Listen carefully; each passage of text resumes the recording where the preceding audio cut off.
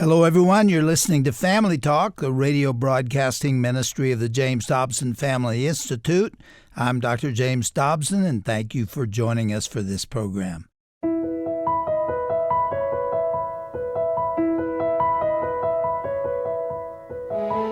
Well, welcome to Family Talk. I'm Roger Marsh.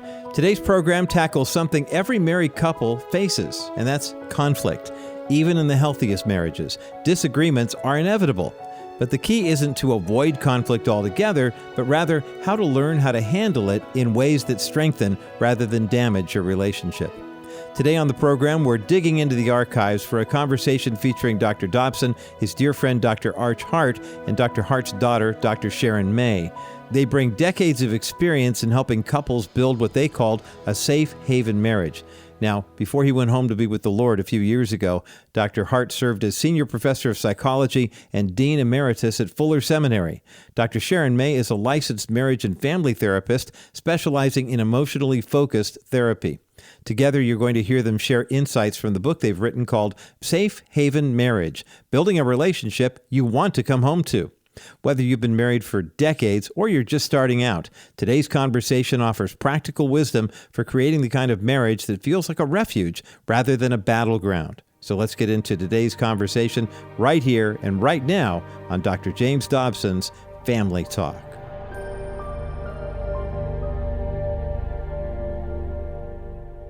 You, at 35 years of age, lost your husband in an accident. Do you mind sharing that with us? Not at all. In 1995, as my husband was driving on his way to work, was killed in a car accident not too far from our house.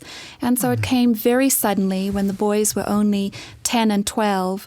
And since then, the Lord has been really faithful to grow life around that. How have you dealt with single motherhood, having two sons and trying to be both a mother and father to them? Yes.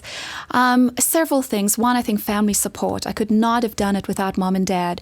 Mom and Dad at that time were going to retire, and they sat me down and said, we're choosing not to retire. We're going to help you raise these boys, and committed to that. And I had friends and family that just came around and alongside me, some wonderful, wonderful people, and really were there for me through that time. I just my heart just is filled with thankfulness for them. And secondly, prayer. I think knowing that the Lord knew that this was going to happen, the Lord knew I'd be a single mom, and therefore He also had the resource and the strength to help me do that. And knowing that it was for a season, that I wouldn't be a single mom forever, that one day they would leave home, and to do the best I could with all the energy I had until that day. And you've just about got that done, haven't you? That day, yes, they left for college, so I am now enjoying empty nest, grieving it, but I've earned it. Someone said that the Lord is not a bridge over trouble; He provides a tunnel through it. So you do go through it. Absolutely. And was He there for you, Sharon? In very real ways. When I took the time and slowed myself down to really look up and look around, I could see evidence of God there in very, very real ways. Just when I needed that next meal because I was too exhausted, when I needed my boys to learn a principle that mom cannot necessarily teach them, and the Lord daily would bring me a verse, bring me a book. When I had eyes to acknowledge that God was a living God who wanted to make a difference in my life, and I had eyes to see it, He was right there in very real ways. Well, that's encouraging to a lot of people who are going through hard times now. Yes. The name of the book, again, is Safe Haven for Marriage. What in the world is a safe haven for marriage? Dr. Hart, how would you define it? Well, let me begin by saying that marriage is hard work, and marriage makes more enemies than any other relationship. So, the illusion that marriage just easily works out and it's hunky-dory for the rest of your life is just not true. And that conflict often hurts, too. It does. I mean, it's intense. It is intense. And so this book has come out of Sharon's research, her doctoral research, where she looked at a phenomenon, a particular approach, and she'll say more about that in a moment. But it is about building a safe haven. It's about the bond, the attachment that occurs between two people. And unless that is safe, emotionally safe, nothing else works. Everything else falls apart. A place that is safe enough for you to say what you feel. Talk about your feelings. A place that is safe enough to express what your wants are. A place that is safe enough so you can give it your whole heart. And how to create that sort of bond is really what this book is about. Sharon, what percentage of the married folks achieve this goal of building a relationship you want to come home to? You know, very few. I think nowadays there's a lot of pressure on marriage, but I think that's the reason why people do divorce. They divorce to find that safe haven, that secure attachment bond, where they feel you know me, you see me, you understand me, value me. Couples will come into my office and will say, I want to leave because I don't feel seen and understood. And that today, I think, is a heart desire and a demand on marriage that maybe wasn't such a demand years back. Well, you just explain why people get divorced. What about why people marry? You know, Jim, we're created by God to be in relationship, first with Him and then with others. So we're not meant to go through life alone. So the Lord has put in us something that draws us to other people and to draw us to a mate, of the opposite sex. And so we get to the brink of marriage, all hopeful that we'll be seen and understood and loved and valued, and someone will just laugh at our jokes and will not mind our quirks. And even though we're different, they will just look over that and say, sweetheart, just let me put my arm around your waist and draw you close because I just love you and care for you. And I know some of us women, our hearts melt and say, yes, of course that's what my husband's going to do. Why wouldn't he? And the husband say, the woman's going to respect me and come alongside me and support me in life and value me. And maybe we didn't get that growing up. And we long for that this one person will give us what maybe we never had, or will continue giving us, what we long for. So that's the expectation. That's the expectation. And expectations are made to be dashed. But I'm strongly pro-marriage and pro-family. Yes. I mean, this is God's plan. It is God's plan, and it is God's will for us not to only be in a close relationship with Him, where we're talking and having a flow and a wonderful relationship with Him. He longs for us to have a close and wonderful interchanging relationship with our spouses. So it is God's design, really, to have some of these expectations met. Yeah. But we start getting in life, and a few years pass, and our differences and how we do things different all begin to mean you don't love me and care for me. My greatest fears happened. I've married the man who doesn't see me or value me. He's aloof, he's cold, and he's distant and disconnected. Although when I first married him, he was an anchor and strong and stable. But now he's just cold, aloof, and doesn't have the brain cells for deep emotional thoughts or feelings. You're getting personal now. And now suddenly my dream, my longing for that close attachment is, and what we call in attachment theory is the attachment system clicks in. And the attachment system says, they're not there for you. Danger, danger, danger. And what happens when our body and our insides of our brain senses danger? They're not there for you. You're not going to be loved. We want to do one of several things. We want to fight, or we want to get the heck out of there. Yeah. And what women usually do is fight. If I don't argue with this man, he'll never get to see me, love me, or understand me. I have to follow him around the house and say, get back here, don't, listen to me, understand me. And what men say is, as soon as I hear her voice go up, as soon as I hear the criticism, I withdraw, shut down, back away, I flee. I'm on the golf course. I am on the golf course. I work late.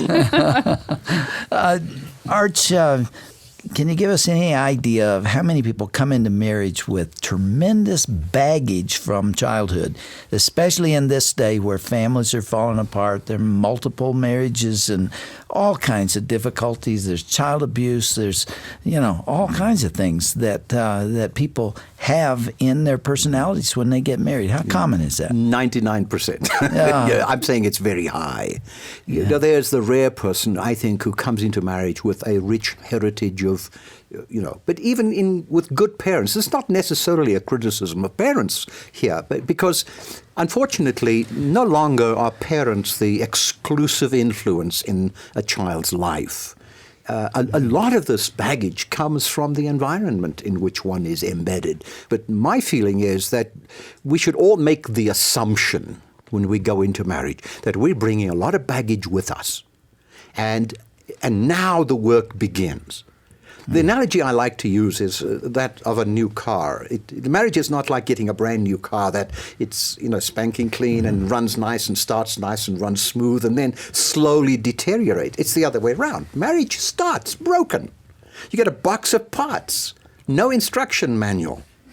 So the tendency is for young people today to idealize marriage and think, well, we've got this fantastic romantic love thing going now, so it's all going to be okay. No. It feels pretty good. It feels good, and that may be a reason why you will want to begin your attachment.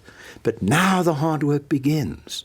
Sharon, you have a... Yes, well, I think what we talk about in the book in Safe Haven Marriage is specifically what we bring to marriage, our experience of being loved, how we felt we could or couldn't be loved, the ways we try to get our parents to love us or view us or see us. That's the attachment bond that you talk about. Right. And that is an important point, and especially when I work with my pre-engagement couples or pre-marrieds, is what's that piece you're bringing into marriage? Do you feel that no matter how much I try, you're just not going to see me, and emotions are not worth bringing up because I will be scolded, so it's best not to feel? Or do I feel the only way I can get my needs met is by flailing and getting angry and upping the ante and understanding how you express your desire for love and your hurts? It's of vital importance. Fights are inevitable. And fights are inevitable, and it's how you fight and what you do with the fight and what happens after the fight. If a couple is able to have, quote, a fight, you didn't offer me a cup of coffee just, right at that time, and now I feel hurt, and he's saying, well, here we go again, just like at home, and this confirms that relationships are overwhelming, and she says, this confirms that relationships won't meet your needs, and the way they fight, and if they cannot come back afterwards and say, honey, it's just a cup of coffee. I really love you and care for you, and of course I want to get you your cup of coffee. I was just busy and distracted, and you're right, I need to learn more manners in this marriage. And the way they can come back and emotionally reconnect, and that will predict if you can stay married or not. And if you're not able to do that, you don't talk for a few days, you sulk, you slam the door, you let tasks or household chores bring you back together, or, all right, well, yes, I'll say I'm sorry right now, but underneath, I'm putting that in my back pocket for later on. And, scorekeeper. And I'll let you know in the next fight as to, well, remember the cup of coffee you never offered me 2 years ago? And, I have some people who say, I remember on our honeymoon, you never did that. And the fights often begin right there, exactly. don't they? And it's how you can emotionally reconnect and how you perceive your spouse to be that safe haven. We can predict that. And how, Arch, do you predict that? Well, you bring to your relationship a style of attaching, and it's not that difficult. Well, what are those styles? You talked about it in the book. Well, what are they? Sharon says. Yes. Well, a secure attachment style is when I know you're there for me, and I know I can reach you if I need you, and I know you will love me and care for me in return. The avoidant more attachment style says, you won't be there for me, and actually you might even scold me for having these needs, and so it's best to just sort of shut down and be neutral and not really feel and not really have those deep longings and needs. And I think everyone should feel that way. And more the anxious attachment style says, I'm not sure if you're going to be there, and I so long for you to be there, and I need to be scanning the horizon. Will you be there or not? It's sort of, do you love me or not love me? And then there's more of the fearful attachment style, which in those couples and individuals have come from more abusive families, where the person that you thought would love you and be there for you was actually abusive.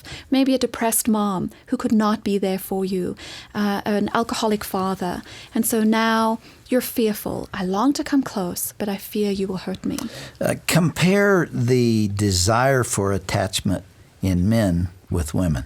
Is it the same in both? We all God has placed within us, all of us, a desire to be loved, valued, respected, seen, understood. And when I sit with my couples, I do couples individual work as well as couples intensives, both the husbands and wives. I will turn to both the man and the woman.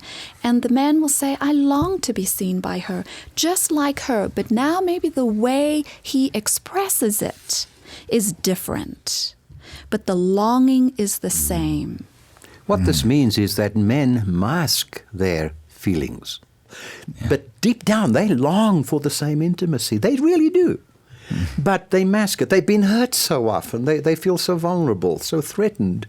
And have no they idea haven't how got a to clue. deal with this angry woman. Yes, exactly. She's on his case all the time, and Yes. he knows she wants something, but Yes. he's not prepared to meet it.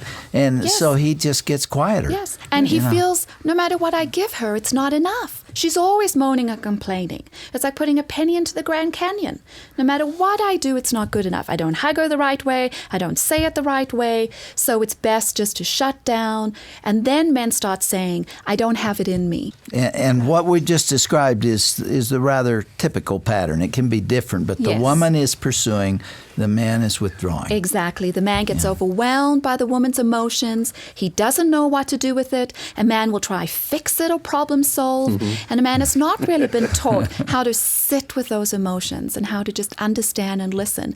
And when he learns how to, he discovers how powerful it is. And he thought, well, this emotion, if I just sit and listen, it soothes her. It brings us intimacy and deeper. I wish I could have learned how to do this, early and sooner. But men tend to withdraw and pull away to get away from that intensity. And of course, the minute a woman sees the back of her husband's head, that's just a trigger that says pursue, go after him. He just needs one more lecture. He just needs to be told in a different one more bolt way. to be tightened. Yes, he will understand me with just one more. And that makes him want to get away. Exactly. You build a cage Exactly. around him. Yes. And it's the worst thing you can do. And it's that cycle that couples get stuck in, that we help couples identify in this book, that causes them to be emotionally disconnected. Because now they have hurts and resentfulness and wounds, and they don't know how to come back together again and emotionally reconnect. Now, Sharon, in your graduate work toward your PhD in marriage and family counseling, you have examined various approaches to therapy for people who are in that Yes. kind of situation. Yes. And you have discovered, and others have confirmed, that there are only two that work very well. I would say yes. 75% of couples who say our marriage is terrible, this is not a safe haven, divorce is a lovely option, we're in distress, will come into emotion-focused therapy counseling. And at the end of counseling, sometimes as short as 6 months, their relationship is significantly improved. They say But yes. emotionally focused therapy means you're talking about those feelings and how Yes, to deal with them. we are identifying this fight cycle. We're identifying the emotions that fuel this fight cycle, and we're helping a couple talk at the heart of their relationship rather than the behaviors.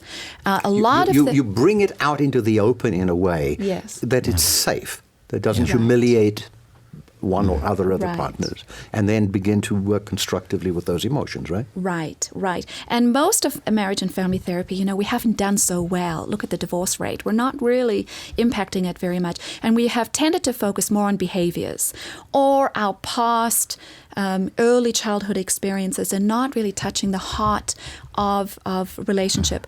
And the next most research model has come from Neil Jacobson's integrative behavioral therapy, and where he says we're no longer going to try and teach people to change, we're going to help people accept.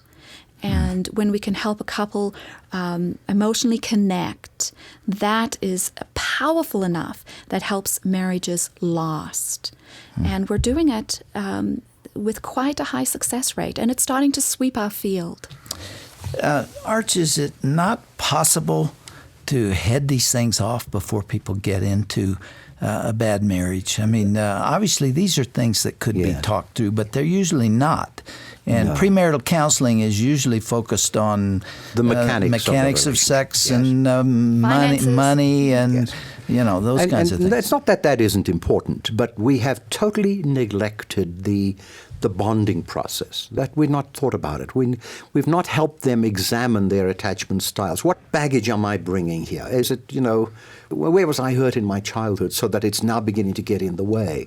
And there are really 3 ingredients that help us build a safe place. And Sharon, why don't you just mention those 3? Because I think Yes. it's important we emphasize them.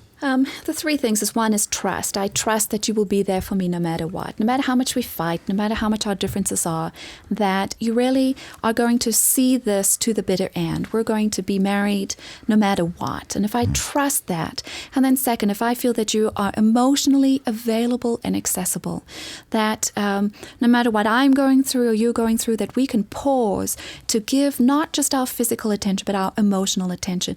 To say, honey, come sit next to me. I'm not quite sure what you're going through right now, and I'm not sure what you need from me, but come sit. I want to listen. I want to be emotionally available. And then thirdly, to be caringly responsive, that I'm going to consider who you are. I'm going to weigh who you are. I'm going to try and take your perspective and weigh that. And those 3 ingredients are powerfully important. We're going 40 miles an hour, and we're laying down good stuff that people need to hear, and yet I just looked up at the clock, and the time is gone. And I want to pick up again with this next time, if you all will be our guests, and we will just continue talking about this book. It is Safe Haven Marriage, Building a Relationship You Want to Come Home to. And everybody does, I think, and many people don't. And you're going to help us a little more next time to figure out how to pull that off. Thank you all for being our guests. Sorry to have to end the program so quickly. Thank you, Dr. Dobson. Thank you very much, Yes. as usual.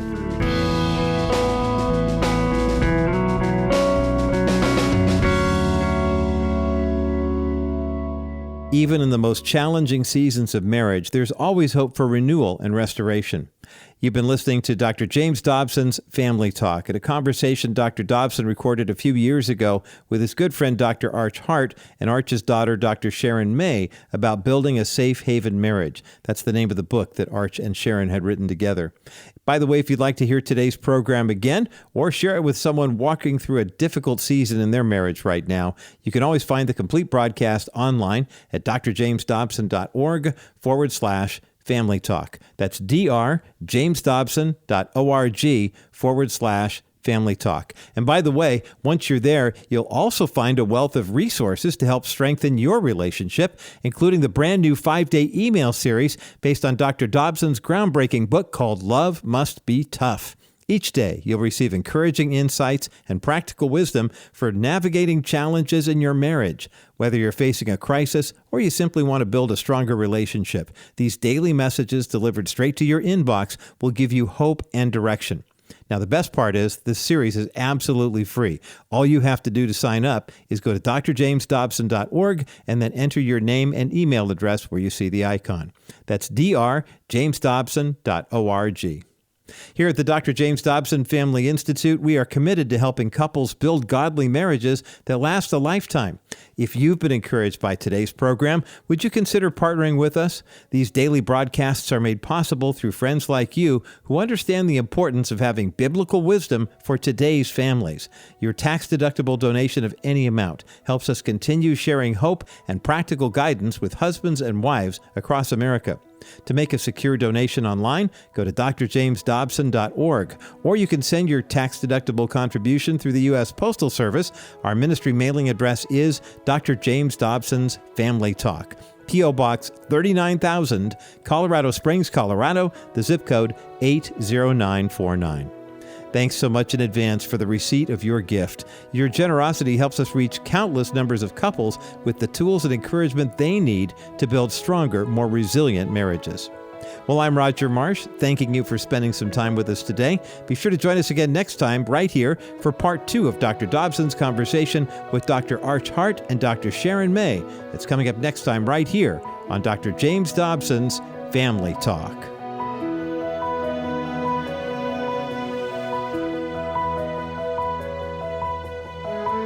This has been a presentation of the Dr. James Dobson Family Institute.